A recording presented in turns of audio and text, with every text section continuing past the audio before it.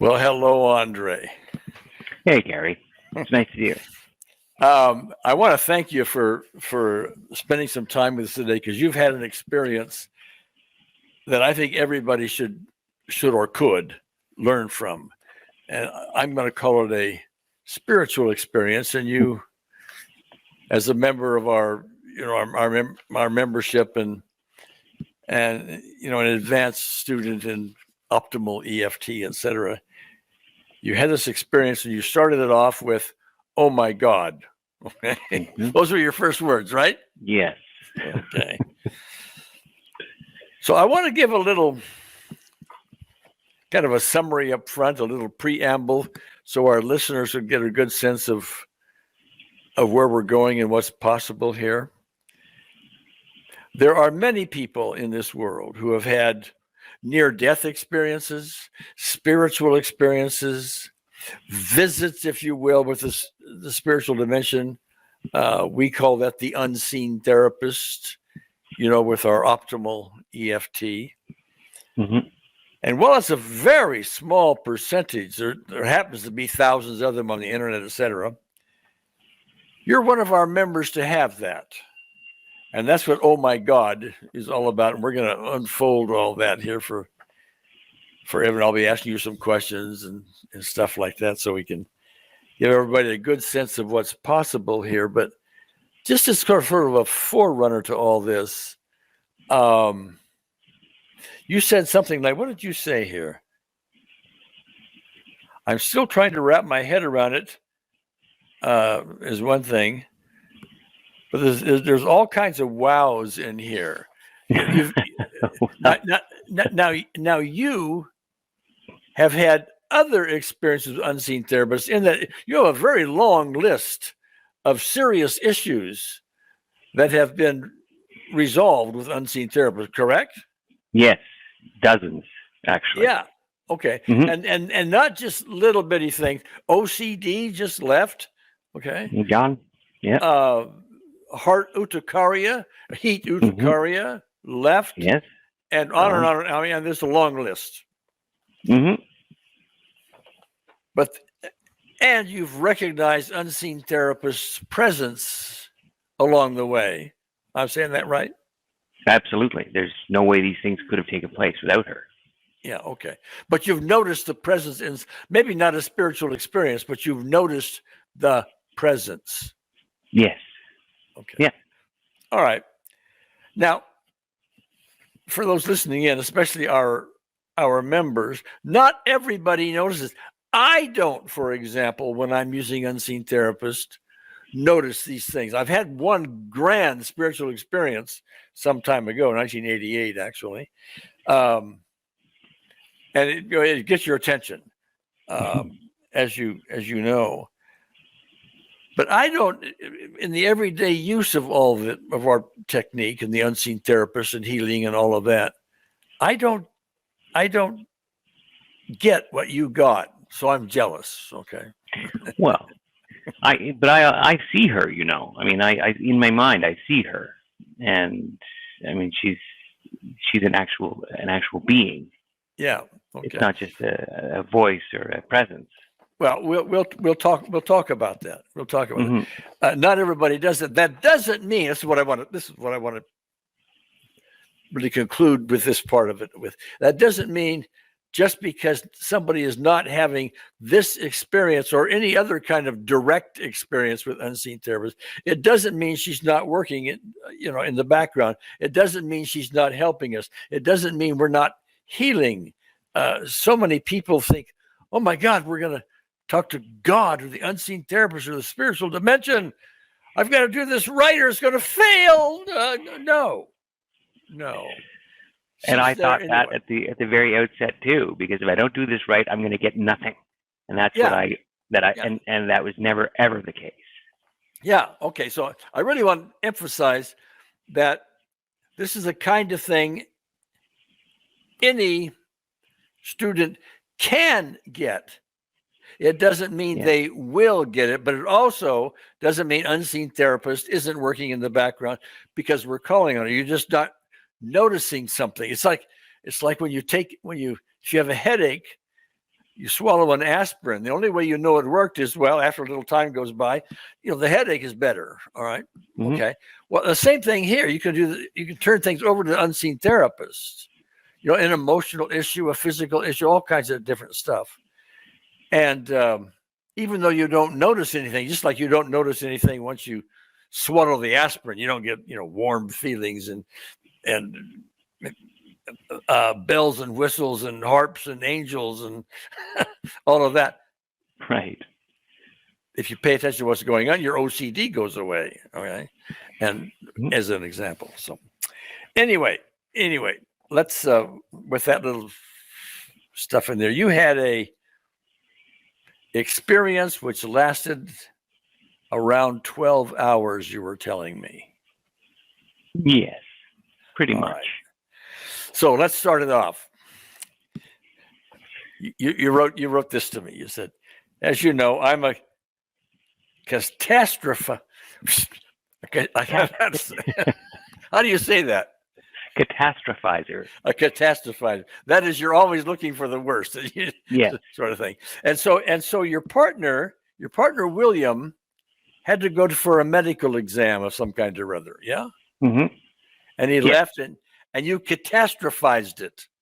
And as I always do, I immediately went to cancer, or I don't even remember what it was he was going to see the doctor about, but yeah, it was going to be cancer, and that was going to be something that was going to kill him, and this was going to be it.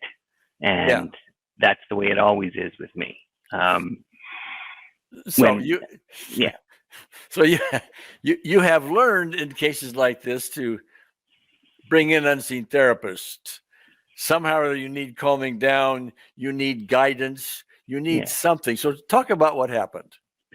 Well, as soon as he left, I went upstairs to my bedroom and I lay down, and it was very cool because in that particular instance, I had to go to my loving moment for a second, and then she was there.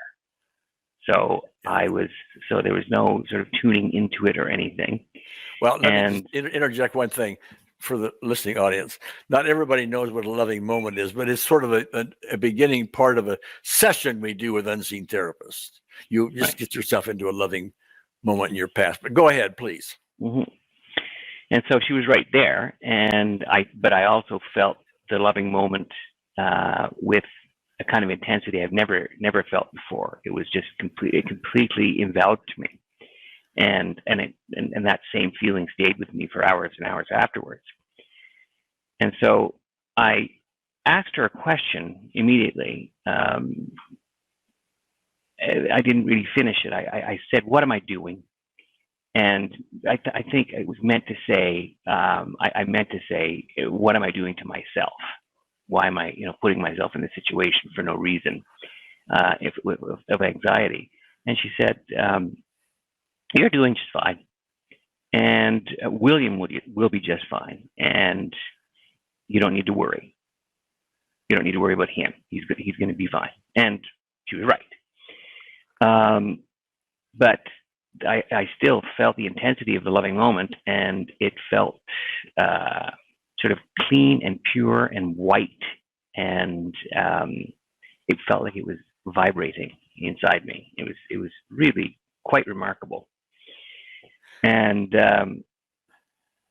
then I said to her, so I was calm about William at that point, and so I said, and she's leading me by this point, and so she said, "You've been ruminating about people a lot, and we can work on that if you want." Well, she said, "We can work on that." And so I started saying names of people who had disappointed or hurt or made me angry, and she just, and this has never happened before, she said, "Okay, squash that." What? And squash that. That. Meaning you mentioned somebody's name and she'd say squash, but what does squash that mean? All the feelings that went along with that person, squash that. That was what that was. Like, just, okay, that's fine. And I imagined myself squashing the person. Well, let me ask you. Mm-hmm. Was that just sort of academic advice? Oh, well, just leave that one be. Or did she help you squash it?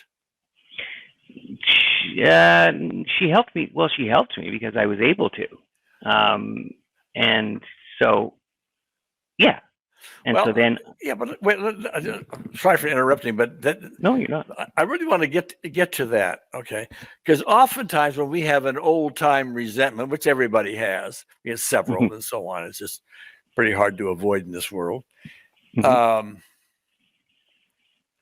Letting go of those resentments isn't a sort of a, oh, well, you don't need that anymore, so just let it go. I mean, that'd be nice, but that's just a conversation piece, okay? But what you're telling me is her squash it was indeed, don't let me impose words on you, change me if I don't have it right, okay? Mm-hmm. But squashing it, she actually assisted you in squashing it so that you have, would you say less resentment? No resentment? Minimal? Well, what would you say? Well, I can't tell you because we went through 5 people, and so I mentioned another name, and she said, "Okay, squash that one too." And I said, and then another name, and she said, "Let's do another." And so we did another. She said, "Squash that. You don't need that one anymore." And so we got through all 5 of them, and then I started thinking about the anger or hurt or disappointment that these people had represented in my mind, and I was having trouble focusing on it. I could remember the events that happened, but they weren't affecting me the way they did seconds earlier. My words for that sometimes are the sting, the intensity is gone. The memory is there, Mm-hmm. but the anger, the resentment, it's either way down or it doesn't matter anymore. Or am I on target here? That's exactly what it was. And I'm still. I mean, I can remember, and I think that there's no such thing as forgive and forget. You can forgive, but you never really forget what happened. Yeah. Like you just don't. But it's great if you can forgive. And so I don't know if I've got the forgiveness point, but what I've gotten to is a point where it's not really those things and those people aren't bothering me anymore. Yeah. Okay. All right. To the same extent, because again, it's still there. It's just not at that intensity. It might whereas before it might have been a 9 or a 10, it now might be a 1 or a 2. Yeah. Okay. Got it. Yeah. Okay. Keep going. So, I just have some notes here because I want to remember everything. I found that I was. I want to reiterate that it was really powerful. The loving moment was best described as a combination of warmth and excitement and pleasure. So it was not just right here in my heart. It was like my entire upper body. And so it was just a really lovely feeling. And then she said something that I've never asked about, and she brought it up. And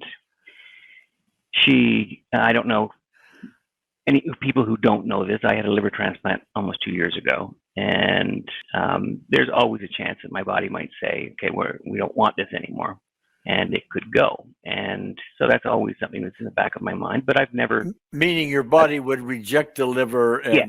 And okay, all right. And I would have to perhaps get another one, or just not, or die. Yeah. So it's something that's been on my mind, but not. I mean, you can't live your life that way in fear, worrying about something that may or may not happen. But anyway, she said to me, "Your liver is going to last your lifetime, and it will be a long life." And I said, you asked a question like, how long, didn't you? Yeah. I said, okay, so how long? And she said, that would spoil the surprise, but it will be long. Now, let me ask you something about that. Did you buy it? Yes. Are you skeptical about it? You say, well, yeah, I'm persuaded that way. Thank you, but we shall see. I mean, what is your take on No, that? I'm, of course, that doesn't give me a license to become reckless now. And, but I believe what she said, because why would she say it if it weren't the case? Okay. Now, the reason I ask you that, because that gets into something that's really important for students. See, the spiritual essence, our unseen therapists, God for some people, Allah for some of that we're engaging here, is a lot more prevalent than we think. We're just not allowing it. We're not tuning into it, but it's in fact our real reality. And one of the things that we move towards with our course, our optimal EFT course and teachings and so on, revolves around the word trust. And see, this spiritual essence, the unseen therapist, isn't just some person that shows up, across your desk. It's an experience, and it's not the normal everyday experience we have. So we quite naturally have a little difficult time trusting it, even when it's right on. Sometimes we can oftentimes step back and say, well, lucky this time. I'm trying to put myself in the skeptic's shoes. Okay. Sure, but Now, when it keeps happening and you keep getting positive results, then you start your skepticism goes from here down to here, and your belief goes up to here. Yeah. And that's a really important message here, because this didn't just, all of a sudden you got a result and now you absolutely trust for all time. No, you've had a whole series of these, and it's more and more difficult to not trust as these things unfold. Again, don't let me impose thoughts. No. Okay. I mean, it keeps happening where I have a positive result. I mean, there are still things that I need to work on. There's still things that aren't fixed, but I mean, I can't expect it all to happen at one time. I don't think that happens for anyone. Right. So, yes. So anyway, I interrupted you a little bit, but please go ahead. No. And then, of course, we moved on from that, and I felt great that, okay, my liver is going to last me my lifetime. I mean, and I'm glad she qualified it by saying that your life is going to be long, because, I mean, my liver will last me my lifetime, but that could be the end of the month. So, yeah. So, anyway, but something else, I've been exploring three different career paths that I'm considering, and I'm not really sure. But I've been thinking about it the last few months about what it is that I want to do, and again, this is something I've never addressed with her or asked for guidance for. But she told me to focus on the one that she knew that I was most passionate about, and she also added that the money won't be immediate, but it will come. And when it does come, it will come in abundance. Well, that's good news. Oh, I think so too. Did you buy that? I buy it. I mean, why would you? Why? Okay. I mean, so far, I mean, she hasn't led me down any paths that aren't. Anyway, and I asked her if this is where something absolutely phenomenal happened.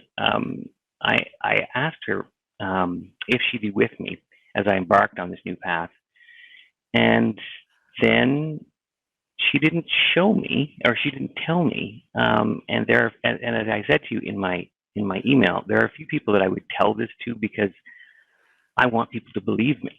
And this is unbelievable, but it isn't to me because it happened, and it isn't to you because you know the power of this.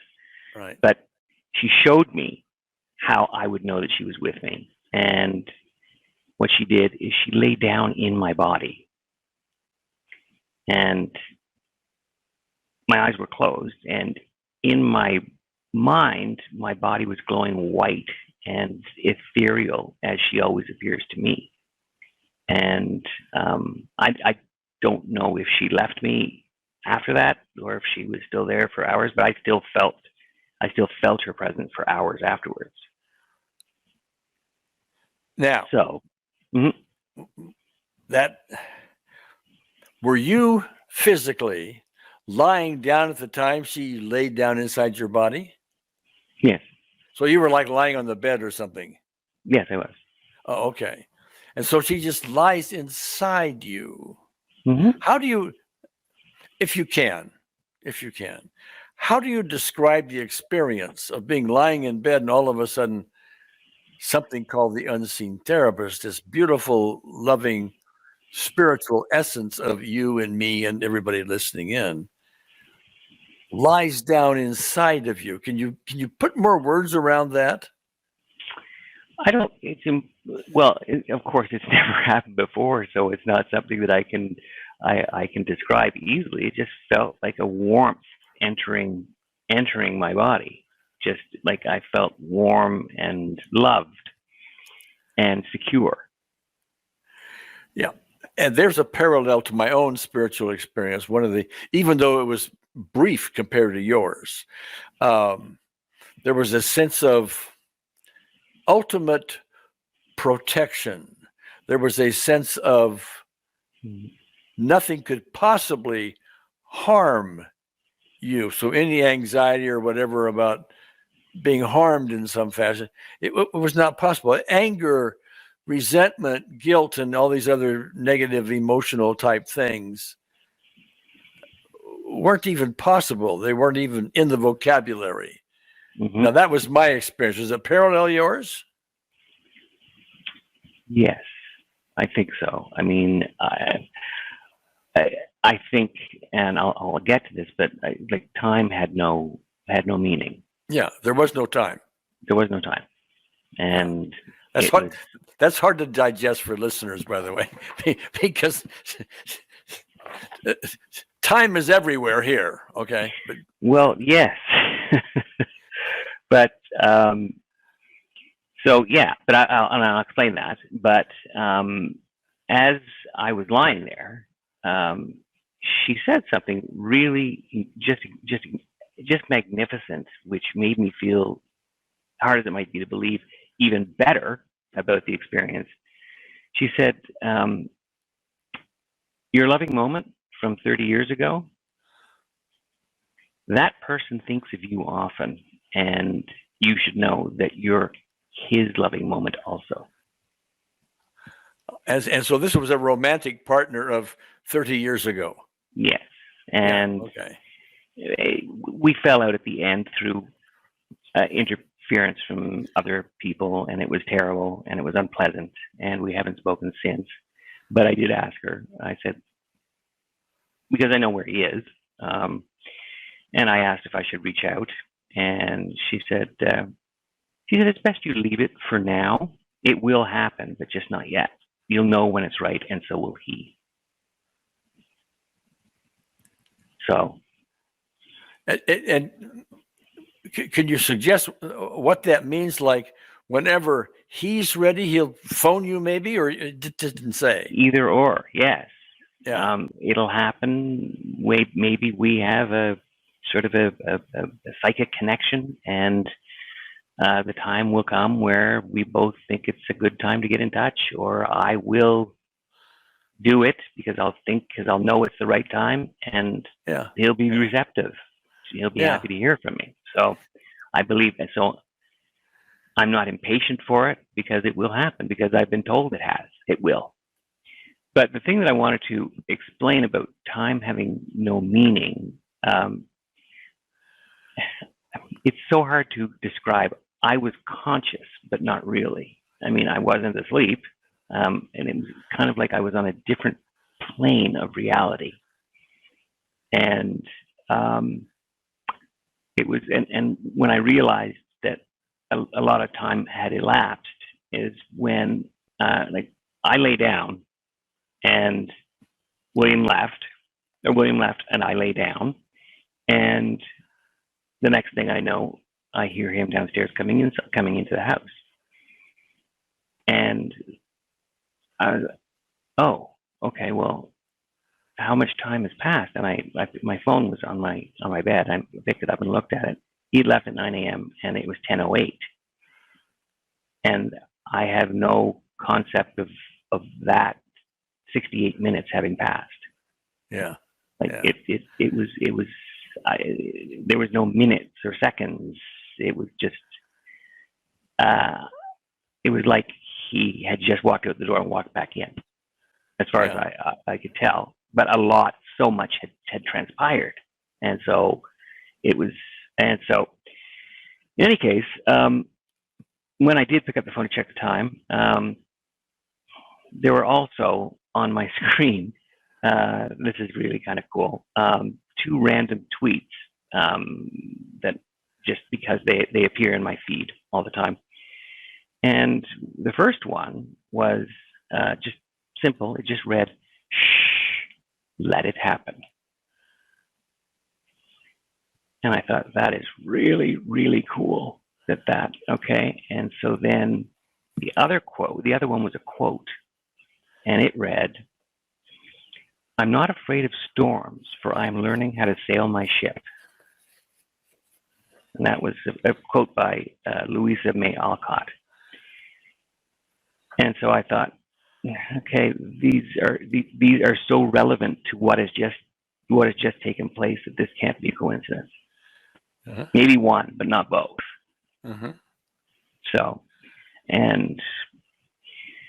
I got up and went on with my day, but my chest was still full and it was vibrating, and for hours and hours after. So, and I don't think that I doubt that I've ever felt, at least I don't remember that I've ever felt peace like that.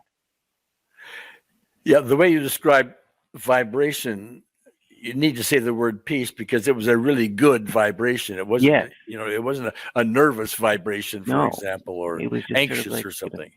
It was just sort of like, yeah.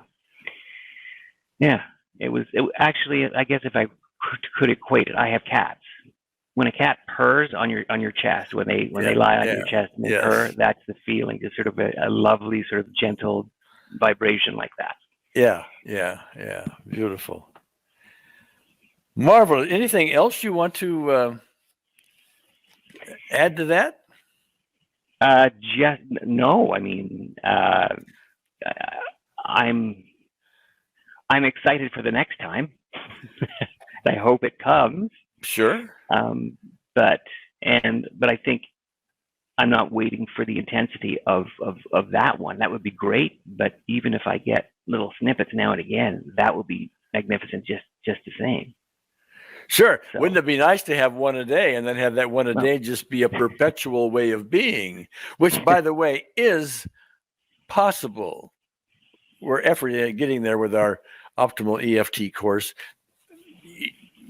You got accelerated in this. That's why I wanted people to understand what's possible. But again, I want to reiterate, just because one doesn't get that doesn't mean unseen therapy is not working. It doesn't mean you're defective or anything like that. It just means maybe you're not ready for it yet. Maybe who knows? But it is possible, and that's the kind of thing. And thank you, Andre, for sharing all of that. It's possible for everyone. So, well, I think that I've said in the past when we've done one of these, that even if my participation helps even one person, believe that this is possible or what is possible, then I'm happy to share share anything that happens with me with this anytime you'd like. Okay. All right. Well, with that in mind, Andre, a great big thank you for that. I hope that helps everyone in your own ways out there. So with that in mind, we'll see you next time.